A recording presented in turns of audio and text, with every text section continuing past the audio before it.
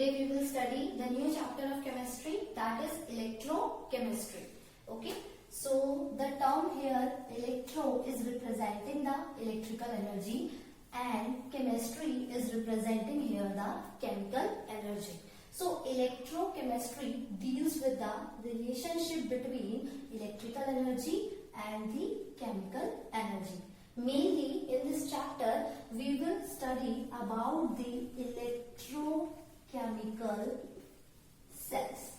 Okay, we will study basically about the electrochemical cell. एक ऐसा cell जो कि क्या करता है, इलेक्ट्रिकल एनर्जी को, मैं ई से रिप्रेजेंट कर रही हूँ, जो कि क्या करता है, इलेक्ट्रिकल एनर्जी को केमिकल एनर्जी से रिप्रेजेंट कर रहा है, ये सीई रिप्रेजेंट कर रहा है यहाँ केमिकल एनर्जी, या फिर केमिकल एनर्जी को किसमें कन्वर्ट करता है, इलेक्ट्रिकल एनर्जी में. So in this chapter we will study two types of electrochemical cell. One is electrolytic cell and the other one is the Daniell cell, or you can say the galvanic cell. But before going through the chapter, we will go through the topic redox reaction. Why? Because the chemical energy which is being produced over here is produced by this redox reaction. So first of all, we will study redox reaction, then we will go to the Daniell cell. Okay, so let's understand redox reaction. In redox reaction, the word RED, red represents the reduction and OX represents the oxidation. So the complete word represents reduction and the oxidation. मतलब एक ऐसी reaction जिसमें reduction भी होता है और oxidation भी होता है, ऐसी रिएक्शन को हम क्या बोलते हैं, रिडॉक्स रिएक्शन. तो मैंने यहाँ पे एक एग्जांपल लिखा है रिडॉक्स रिएक्शन का. मैंने क्या किया, मैंने एक जिंक रॉड ली है, जिंक रॉड को कॉपर सल्फेट सोल्यूशन के अंदर डिप किया है, तो मुझे क्या मिला, जिंक सल्फेट प्लस में कॉपर. तो आप यहाँ पे देख सकते हो, मैंने यहाँ पे एक जिंक रॉड ली है, ये जो सोल्यूशन है ये किसका है, कॉपर सल्फेट का. आप इसको क्या बोल सकते हो, मैंने यहाँ पे क्या लिया हुआ है, ये एक इलेक्ट्रोलाइट लिया हुआ है. अब इसके अंदर होगा क्या कि जब भी रिडॉक्स रिएक्शन होगी तो जिंक जो है रिएक्टिविटी सीरीज में कॉपर से पहले आता है. जिंक अगर रिएक्टिविटी सीरीज में कॉपर से पहले आता है तो इसका मतलब क्या है कि इसकी टेंडेंसी है कि वो अपने आप को इजीली ऑक्सीडाइज कर सकता है, इजीली ऑक्सीडाइज कर सकता है, यानी कि जिंक रॉड का क्या होगा, आपका ऑक्सीडेशन होगा और आपके कॉपर का क्या होगा, रिडक्शन होगा. तो अब इसके अंदर हम जिंक का क्या करवाएंगे, ऑक्सीडेशन कराएंगे. ओके, तो ऑक्सीडेशन जो होगा जिंक का वो किस पे होगा, आपके एनोड पे. ठीक है, तो ऑक्सीडेशन का मतलब क्या होता है, लॉस ऑफ इलेक्ट्रॉन. ऑक्सीडेशन का मतलब क्या होता है, लॉस ऑफ इलेक्ट्रॉन. तो हमें यहाँ से क्या मिलेगा, zinc gives zinc 2+ ion plus में 2 इलेक्ट्रॉन. हमें एनोड का मैंने ऑक्सीडेशन कराया और मुझे जिंक जो मिला वो जिंक 2+ + 2 इलेक्ट्रॉन की फॉर्म में मुझे ये मिल गया. तो होगा क्या, जो ये जिंक रॉड है इसके Zn2+ जो आयन है वो तो सोल्यूशन में चले जाएंगे, लेकिन जो ये 2 इलेक्ट्रॉन्स हैं वो इस रॉड के ऊपर क्या हो जाएंगे, एक्यूमुलेट हो जाएंगे.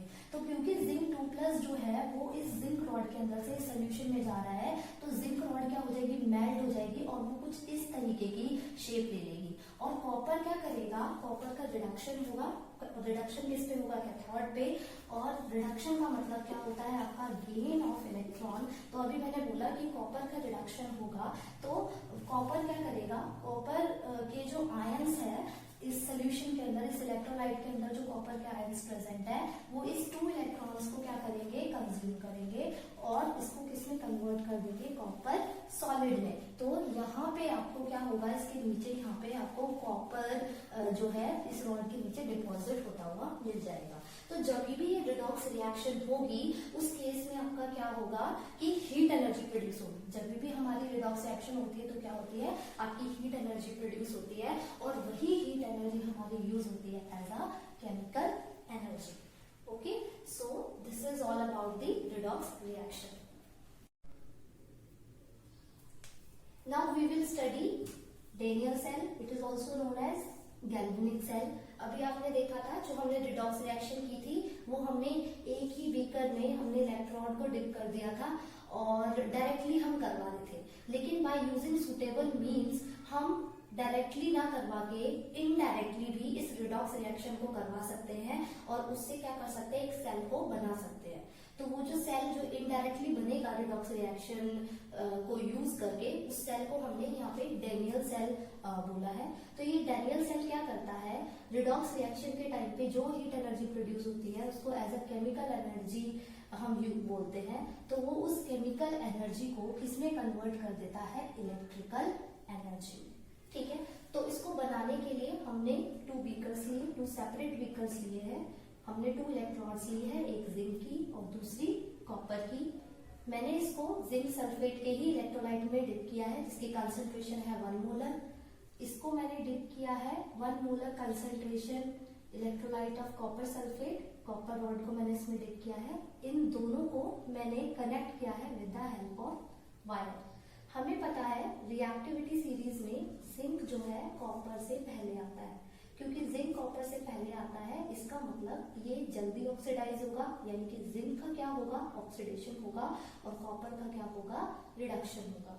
तो इसी वजह से क्योंकि जिंक का ऑक्सीडेशन हो रहा है और ऑक्सीडेशन एनोड पे होता है, तो जिंक हमारा एक्ट करेगा एनोड की तरफ और कॉपर हमारा एक्ट करेगा कैथोड की तरफ। ओके, तो अब इसमें होगा क्या, एनोड पे मुझे पता है जिंक है, तो जिंक का क्या हो रहा है, ऑक्सीडेशन। तो ऑक्सीडेशन किस तरीके से होगा, मैं यहाँ पे लिखकर दिखा रही हूँ।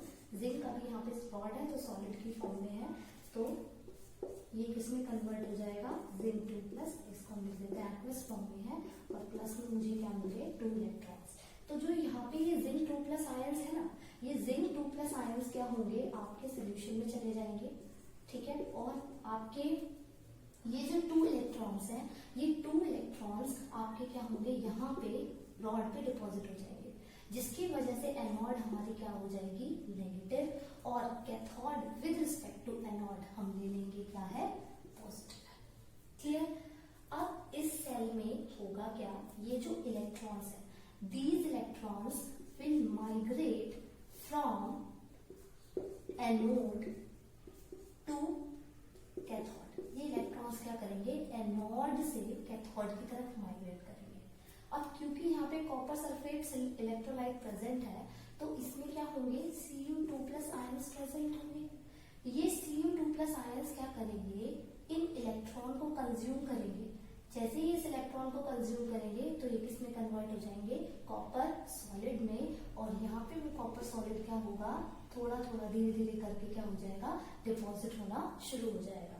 तो कैथोड पे हमारा एक तरीके से आप देख रहे हो क्या हो रहा है, रिडक्शन हो रहा है। क्यों, क्योंकि इन Cu2+ आयन ने इन इलेक्ट्रॉन को क्या कर लिया, कंज्यूम कर लिया, गेन कर लिया। तो Cu2+ आयन जो कि हमारे पास इलेक्ट्रोलाइट था, इलेक्ट्रोलाइट से हमें मिले फ्रॉम इलेक्ट्रोलाइट, उसने इन इलेक्ट्रॉन्स को जो कि एनोड से इस कैथोड की तरफ आए थे, इन इलेक्ट्रॉन्स को इसने कंज्यूम करा, और हमारे पास क्या बन गया, Cu सॉलिड, जो कि इस कैथोड पे क्या हो जाएगा, डिपॉजिट हो जाएगा।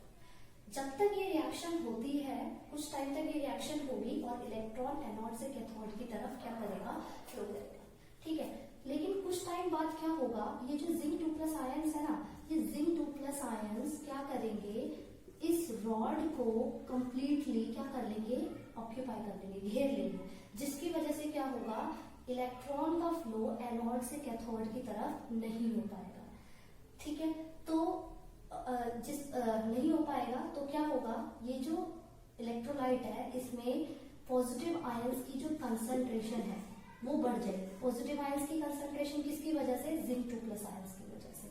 ठीक है, तो इस इलेक्ट्रोलाइट में पॉजिटिव आयंस की कंसंट्रेशन बढ़ जाएगी, जो कि किसकी वजह से, जिंक 2+ आयंस की वजह से है। कुछ 1-2 इलेक्ट्रॉन्स ही हैं जो इधर आके यहाँ पे ट्रांसफर कर पाएंगे एनोड टू कैथोड। कॉपर उन इलेक्ट्रॉन को कंज्यूम करेगा और यहाँ पे डिपॉजिट हो जाएगा। तो यहाँ पे जो ये वाला इलेक्ट्रोलाइट है वो रिच इन कंसंट्रेशन हो जाएगा ऑफ दी सल्फेट आयंस। तो सल्फेट आयंस आपके क्या है, नेगेटिव है, तो नेगेटिव आयंस की कंसंट्रेशन इस वाले इलेक्ट्रोलाइट में क्या हो जाएगी, बढ़ जाएगी। क्यों बढ़ जाएगी, क्योंकि Cu2+ तो आपका यहाँ पे डिपॉजिट हो गया, और आपके जो सल्फेट आयंस है जो कि नेगेटिव है, तो वो यहाँ पे आपके नेगेटिव आयंस की कंसंट्रेशन को क्या कर देगा, बढ़ा देगा। तो इस प्रॉब्लम को एलिमिनेट करने के लिए हम क्या करते हैं, हम सॉल्ट ब्रिज लगाते हैं। ठीक है, सॉल्ट ब्रिज कैसा होता है, इन्वर्टेड यू शेप ट्यूब होती है, हम इसमें क्या करते हैं, एक सॉल्ट ब्रिज लगाते हैं लाइक दिस। ठीक है, मैं अच्छे से बना देती हूँ इसे, मैंने यहाँ पे सॉल्ट ब्रिज लिया। ठीक है, इस आयंस होते हैं हम कॉटन प्लग से कॉटन लगा देते हैं इसमें, और यहाँ पे एक इनर्ट इलेक्ट्रोलाइट, हम क्या डालते हैं इसमें, एक इनर्ट इलेक्ट्रोलाइट हम इसमें फिल करते हैं। सपोज मैंने यहाँ पे इनर्ट इलेक्ट्रोलाइट ले लिया KCl, ठीक है।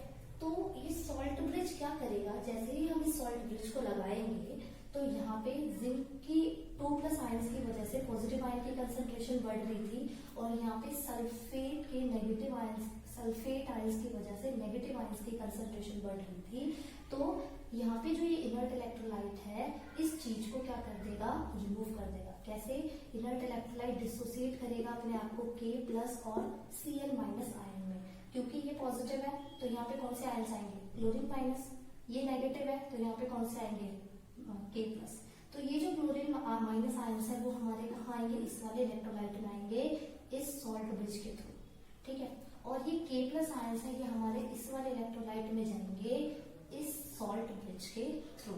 तो न्यूट्रलाइजेशन हो जाएगा इन आयंस का, तो जो यहाँ पे जिंक 2+ आयन का कलेक्शन हुआ था वो खत्म हो जाएगा, और फिर से आपके इलेक्ट्रॉन का फ्लो एनोड से कैथोड में होने लग जाएगा। अच्छा, अब आप देख रहे हो क्योंकि इलेक्ट्रॉन एनोड से कैथोड में जा रहा है, that is from negative to positive, है ना, हमने पढ़ा भी हुआ है कि electron negative to positive flow करता है। तो अगर इलेक्ट्रॉन का फ्लो हो रहा है इसका मतलब फ्लो ऑफ करंट हो रहा है, फ्लो ऑफ करंट हो रहा है, यानी कि डायरेक्शन ऑफ करंट हमारी कहाँ से कहाँ होगी, from cathode to anode, that is from positive to negative. तो हमारी जो डायरेक्शन ऑफ करंट है वो हमारी कहाँ से कहाँ पे है, कैथोड से एनोड में, और direction of flow of electron हमारा कहाँ से कहाँ पे है, फ्रॉम एनोड टू कैथोड, ठीक है। अब आपसे बहुत बार पेपर में पूछा जाता है functions of the salt bridge, ठीक है। तो ये जो हमने यहाँ पे सॉल्ट ब्रिज लगाया इसके क्या क्या फंक्शन है, तो इसका जो फर्स्ट फंक्शन है वो क्या है कि ये सर्किट को कंप्लीट करता है, ठीक है। पहला फंक्शन इसका क्या है कि ये सर्किट को कंप्लीट करता है। सेकेंड फंक्शन क्या है, ये दोनों सॉल्यूशंस में इलेक्ट्रिकल न्यूट्रलिटी को मेंटेन करता है। इलेक्ट्रिकल न्यूट्रलिटी कैसे मेंटेन हुई थी, मैंने अभी आपको दिखाया था कि यहाँ पे पॉजिटिव आयंस की कंसंट्रेशन बढ़ रही थी तो ये क्लोरीन माइनस आयन इधर आ गए थे, इसको न्यूट्रलाइज कर दिया था। यहाँ पे नेगेटिव आयंस की कंसंट्रेशन बढ़ रही थी तो ये K+ आयंस ने यहाँ पे सॉल्ट ब्रिज के थ्रू जाके इसको क्या कर दिया था, न्यूट्रलाइज कर दिया था। तीसरी चीज क्या होती है, तीसरा ये इन दोनों सोल्यूशन को आपस में मिक्स होने से भी ये क्या करता है, रोकता है। हमने जो यहाँ पे इनर्ट इलेक्ट्रोलाइट लिया है, ये इनर्ट इलेक्ट्रोलाइट सिर्फ और सिर्फ क्या करेगा, न्यूट्रलाइजेशन करेगा ऑफ द चार्ज, ठीक है। कोई सा भी चार्ज हो, यहाँ पे पॉजिटिव चार्ज था तो ये पॉजिटिव चार्ज को यहाँ न्यूट्रलाइज कर रहा है, या नेगेटिव चार्ज है तो नेगेटिव चार्ज को न्यूट्रलाइज कर रहा है। एक चीज और आपको ध्यान रखनी है, जब भी ये आयंस, जैसे हम क्लोरीन आयंस इस वाले सोल्यूशन में जा रहे थे जिंक की तरफ, और पोटेशियम आयंस हमारे यहाँ पे जा रहे थे कॉपर की तरफ, तो जब भी आयंस माइग्रेट करेंगे तो उस टाइम पे इनकी जो स्पीड है, जो वेलोसिटी है वो क्या रहेगी, सेम रहेगी, वो वेलोसिटी आपकी चेंज नहीं होगी। Clear? So this is all about the Daniell cell. अब हम देखेंगे हम इस डैनियल सेल को किस तरीके से रिप्रेजेंट करते हैं। तो अभी मैंने एनोड की रिएक्शन लिखी है, यहाँ पे जिंक का ऑक्सीडेशन हो रहा था, यानी कि जिंक से हमें जिंक 2++2 इलेक्ट्रॉन मिले, कैथोड पे कॉपर का रिडक्शन हो रहा था तो Cu2+ से मुझे क्या मिला, Cu सॉलिड मिल गया। तो हम इसे रिप्रेजेंट कैसे करते हैं, तो सबसे पहले हम देखेंगे loan. Loan means left oxidation anode negative. कहने का मतलब है कि लेफ्ट में हम ऑक्सीडेशन वाली रिएक्शन लिखेंगे और राइट में जो हम रिएक्शन लिखेंगे वो कौन सी वाली लिखेंगे, रिडक्शन वाली। और यहाँ पे नेगेटिव क्यों बोला गया, अभी मैंने आपको बताया था वीडियो में कि एनोड पे due to the accumulation of negative charge over the zinc rod, anode हमारी नेगेटिव थी तो एनोड को नेगेटिव रिप्रेजेंट कराने के लिए हमने यहाँ पे लिखा हुआ है। तो Zn से Zn2+ बन रहा है, तो मैंने यहाँ लिखा Zn से मेरा क्या बन रहा है, Zn2+, ठीक है। सपोज मैं इसकी कंसंट्रेशन भी सपोज मैंने ले ली है, 1 मोलर कंसंट्रेशन मैंने इसकी ले ली है। मैंने यहाँ पे ये 2 पैरेलल लाइंस खींची, ये 2 पैरेलल लाइंस किसको रिप्रेजेंट कर रही है, यहाँ पे सॉल्ट ब्रिज को रिप्रेजेंट कर रही है। ओके, फिर उसके बाद जिंक से जिंक 2+ बना और कॉपर 2+ से Cu बना, तो Cu2+ से हमारा क्या बना है, Cu सॉलिड बन गया। आप यहाँ पे दिखा सकते हो, इसकी स्टेट भी एक्वस हो गया, ये भी आपका एक्वस हो गया, मोल्टन फॉर्म में है, और ये जिंक क्या था आपका, सॉलिड था। और सपोज इसकी भी कंसंट्रेशन यहाँ पे हमने क्या ली हुई थी, 1 मोलर। तो यहाँ पे ये लेफ्ट साइड है सॉल्ट ब्रिज की, राइट साइड है सॉल्ट ब्रिज की, तो लेफ्ट साइड को हमने रिप्रेजेंट कराया है एनोड यानी कि ऑक्सीडेशन, और यहाँ पे हमने रिप्रेजेंट कराया है कैथोड यानी कि रिडक्शन। और आपको पता भी है ये 0 है, 0 से 2 ऑक्सीडेशन नंबर बढ़ रहा है, तो इसका मतलब यहाँ ऑक्सीडेशन है। Cu2 प्लस से Cu यहाँ पे 0 है, यानी कि यहाँ पे आपका क्या हो रहा है, रिडक्शन हो रहा है। ठीक है, so this is the end of the Daniell cell. Thank you class.